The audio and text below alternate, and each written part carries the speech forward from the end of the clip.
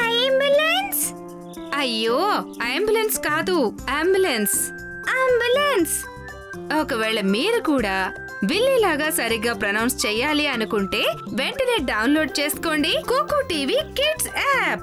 Everyday కుచ్ నయా సీఖో. కుకు టీవీ.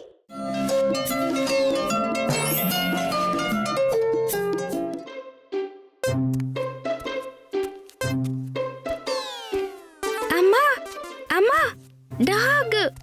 నాయరా, ఇంత క్యూట్ చిన్న డాగీని చూసి నువ్వు భయపడుతున్నావా?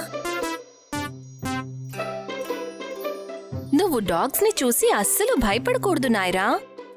అవి ఎంత హెల్ప్ఫుల్లో నీకసలు తెలుసా? నిజంగానా? అవి ఎలా హెల్ప్ చేస్తాయమ్మా? డాగ్స్ మనకి చాలా హెల్ప్ఫుల్. డాగ్స్ మాత్రమే కాదు, పెట్ యానిమల్స్ అన్నీ కూడా. మనతో కలిసి ఉండే యానిమల్స్ ని డొమెస్టిక్ యానిమల్స్ అంటాము. వాటి గురించి మీకు చెప్తాను. ఇది ఒక డాగ్. డాగ్స్ బౌబౌ అంటాయి. డాగ్స్ మన ఇంటిని కాపలా కాస్తూ ఉంటాయి. అవి ఎంతో అందమైన పెట్స్.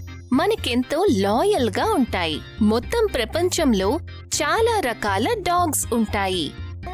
ఇది ఒక క్యాట్. క్యాట్స్ మియావ్ అంటాయి. క్యాట్స్ పాలు తాగుతాయి. ఫిష్ కూడా తింటాయి. క్యాట్స్ చాలా నీట్గా ఉండే జంతువులు.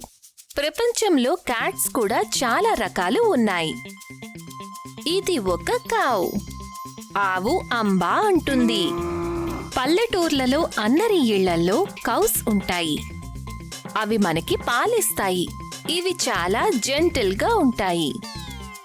ఇది ఒక హార్స్. గుర్రాలు సెకిలిస్తాయి. హార్సెస్ మనకి చాలా రకాలుగా హెల్ప్ చేస్తాయి.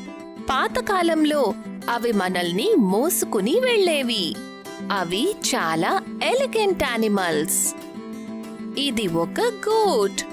గోట్ మ్యా అంటుంది. చిన్నవిగా ఉన్నా సరే బలంగా ఉంటాయి.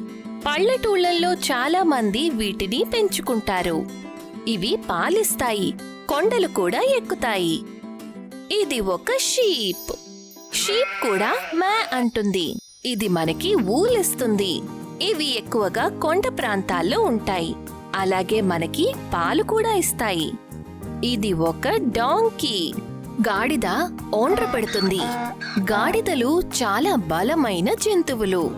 అవి ఎంతో బరువును మోస్తాయి. ఎంతో ఎక్కువ బరువుతో అవి కొండలు కూడా ఎక్కుతాయి. ఇది ఒక పిగ్. పంది మురుగుతుంది. చాలా వరకు పందులు బురదలోనే ఉంటాయి. మాంసం కోసం వీటిని పెంచుతారు. ఇవే కాకుండా ఇంకా కొన్ని చిన్న చిన్న డొమెస్టిక్ యానిమల్స్ కూడా ఉన్నాయి. వాటిని మనం పెట్స్ గా పెంచుతాం.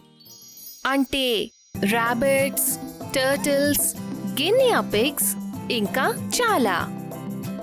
యానిమల్స్ మన జీవితంలో ఎంత ఉపయోగకరమని నాకు తెలియదమ్మా. అవును నాయరా, మనం వాటిని ఎంతగానో ప్రేమించాలి. తప్పకుండా అమ్మా.